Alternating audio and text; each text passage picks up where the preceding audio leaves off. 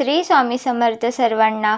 मंडळी, आज मी रोजच्या जेवणात लागणारी एक वस्तू घर खर्चातून कमी करणार आहे.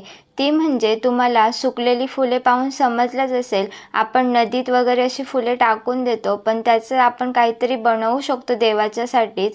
तर आता तुम्ही बघू शकता, मी इथे सुकलेली फुले ताटात काढून पाकळ्या बनवून घेतल्या. त्यानंतरनं पूर्ण एक दिवस या पाकळ्यांना ऊन देऊन घेतलं. सर्व पाकळ्या मी संध्याकाळी छानपैकी एका प्लास्टिकच्या पिशवीमध्ये ठेवल्या होत्या, कारण की ते फुले सुकावा नाही म्हणून. आणि फुले तशी कुरकुरीत होती, त्याच्यामुळे मी सकाळी हे बनवण्यासाठी घेतलं. आणि इथे बघू शकता, मिक्सरच्या भांड्यात त्या पाकळ्या, तमालपत्राचे तुकडे करून टाकले, दालचिनी, लवंग, अजून तुम्ही आपल्या घरात असलेली ओली धूप थोडी टाकू शकता, तीसुद्धा मी थोडीशी ॲड केलीत.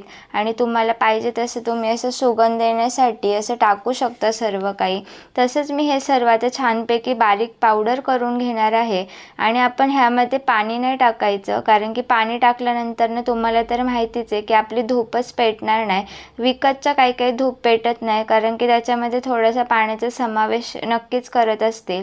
इथे छानपैकी मी इथे पावडर बनवून घेतल्यानंतरनं 2-3 चमचे तूप टाकून घेतला आणि पाहिजे तसा आकार देऊन घेतला. आणि खूप छान असा सुगंध सुटला होता तेव्हा, जेव्हा मी बनवत होती तेव्हाच.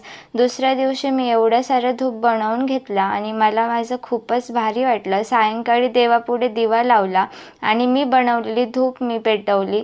ह्यांनासुद्धा खूपच भारी वाटलं आणि मी अशा प्रकारे माझ्या नवऱ्याच्या घर खर्चासाठी थोडासा हातभार लावला आणि ह्यातच मी समाधानी आहे.